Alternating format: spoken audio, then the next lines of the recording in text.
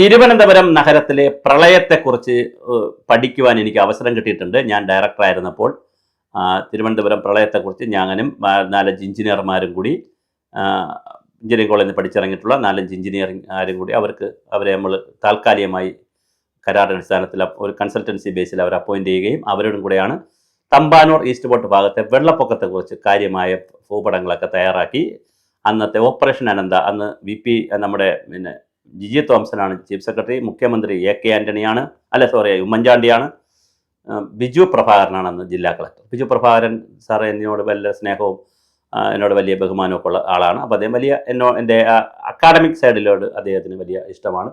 അദ്ദേഹത്തിൻ്റെ നിർദ്ദേശപ്രകാരം അദ്ദേഹം ഡിസാസ്റ്റർ മാനേജ്മെൻറ്റിൻ്റെ തിരുവനന്തപുരം ജില്ലാ മേധാവി കൂടെയാണ്, ചെയർമാൻ കൂടെയാണ്. ആ ഒരു കപ്പാസിറ്റിയിൽ അദ്ദേഹം ഡിസാസ്റ്റർ മാനേജ്മെൻറ്റിനെക്കാരെ കൊണ്ട് അവരുടെ സാമ്പത്തിക സഹായത്തോടെയൊക്കെ തിരുവനന്തപുരം തമ്പാനൂർ ഭാഗത്തെ, പ്രത്യേകിച്ച് മേലെ തമ്പാനൂർ, തൈക്കാട് തുടങ്ങിയ സ്ഥലങ്ങളുടെയൊക്കെ കൃത്യമായ ഒരു സർവേ ഫീൽഡ് അടിസ്ഥാനത്തിൽ മഴയുടെ നീരൊഴുക്കിൻ്റെയൊക്കെ ഒരു സർവേ നടത്തി കൊടുക്കാൻ എനിക്ക് അവസരം കിട്ടിയിരുന്നു. പിന്നെ അല്ലാതെ ഒരു കുട്ടിയുടെ പ്രോജക്റ്റിന് വേണ്ടി തിരുവനന്തപുരത്ത് ഒരു കല്യാണി എന്ന് പറയുന്ന സ്കൂളിൽ പഠിക്കുന്ന ഒരു കുട്ടിയുടെ പ്രോജക്റ്റിന് വേണ്ടി കുറേ കാര്യങ്ങൾ ചെയ്തു. ആ കുട്ടിയും കുറേ കാര്യങ്ങൾ ചെയ്തിരുന്നു തിരുവനന്തപുരത്ത്.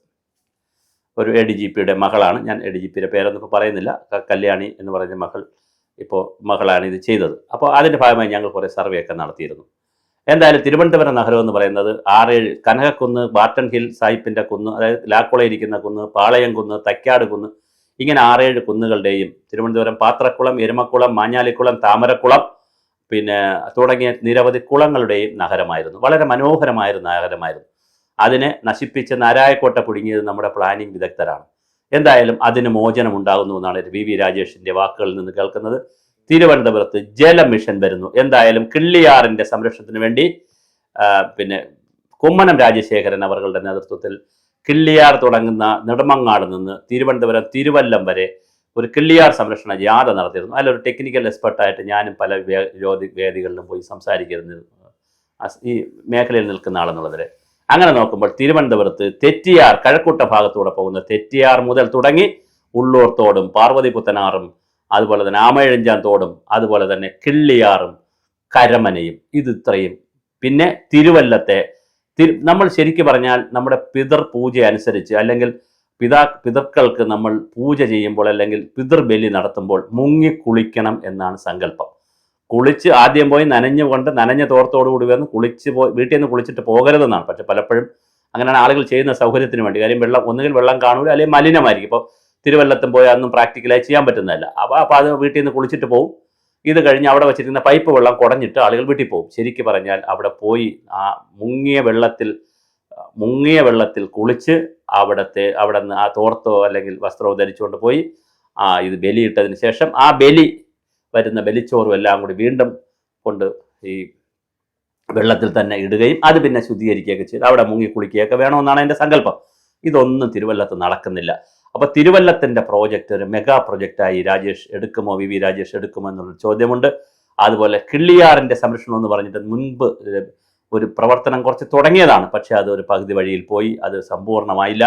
അതുപോലെ കരമനയാറിൻ്റെ സുരക്ഷിതത്വം, അപ്പോൾ സിറ്റിയിൽ കൂടെ ഒഴുകും. കാരണം സിറ്റിക്കകത്താണ് ധാരാളമായി ഈ പുഴകളുടെയും തോടുകളുടെയൊക്കെ കരകളിലുള്ള വീടുകളുടെയും അപ്പാർട്ട്മെൻറ്റുകളുടെയും സ്ഥാപനങ്ങളുടെയും ഒക്കെ വേസ്റ്റ് വളരെ വലിയ തോതിലാണ് ഈ നദികളിലും പുഴകളിലും എത്തുന്നത്. ഈക്കോളി ബാക്ടീരിയയുടെ അളവ് വളരെ വലുതാണ്, കോളിഫോം കൗണ്ടൊക്കെ വളരെ വലുതാണ്. പൊല്യൂഷൻ കൺട്രോൾ ബോർഡിൻ്റെ നിരവധി ഉത്തരവുകളും പഠനങ്ങളും ഒക്കെ വന്നിട്ടുണ്ട്. അപ്പോൾ ആമയിഴഞ്ചാൻ തോട് ഇപ്പോൾ ഒരു വലിയ അനുകൂലമായിരിക്കുന്നത്, ആമയിഴഞ്ചാൻ തോട്ടിൽ ഒരാൾ മരിച്ചു, സ്റ്റീഫൻ മരിച്ചു. അവിടെ ഒരു വലിയ അനുഗ്രഹം ഇരിക്കുന്നത് റെയിൽവേയും കേന്ദ്രത്തിൻ്റെ അടുത്താണ്, മേയർ BJP ആണ്. അപ്പോൾ തീർച്ചയായിട്ടും റെയിൽവേ മന്ത്രാലയവുമായി ചേർന്നുകൊണ്ട് അവരുടെ തന്നെ പണവും കൂടി ഉപയോഗിച്ചുകൊണ്ട് ആമയിഴഞ്ചാൻ തോടിനെ മനോഹരമായ രീതിയിൽ ഒഴുക്കുള്ള തോടാക്കി മാറ്റാൻ പറ്റും.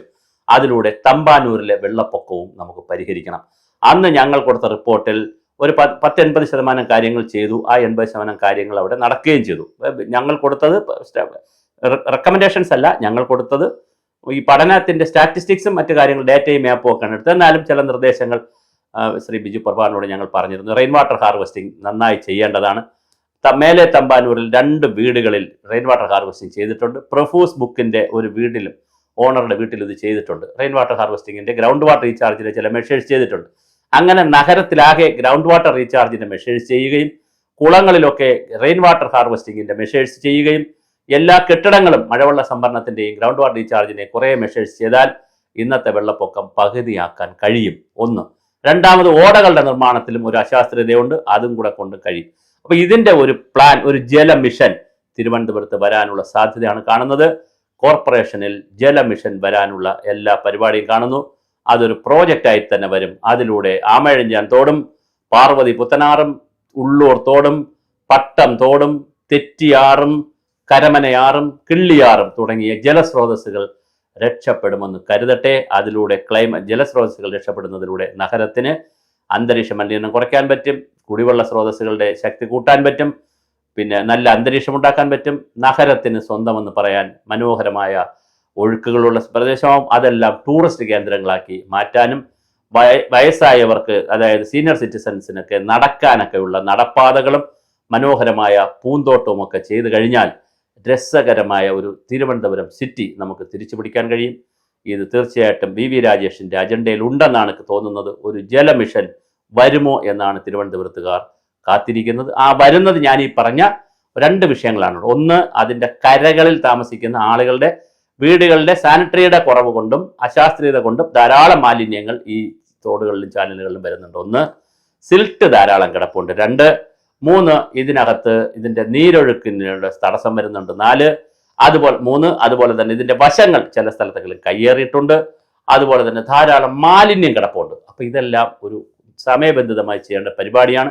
അപ്പോൾ കോർപ്പറേഷൻ എനിക്ക് പറയാനുള്ളത്, നിങ്ങൾ കേരളം കണ്ട, രാജ്യം കണ്ട ഏറ്റവും വലിയ ബഹുജന പരിപാടിയായിട്ട് ഇത് ചെയ്യണം.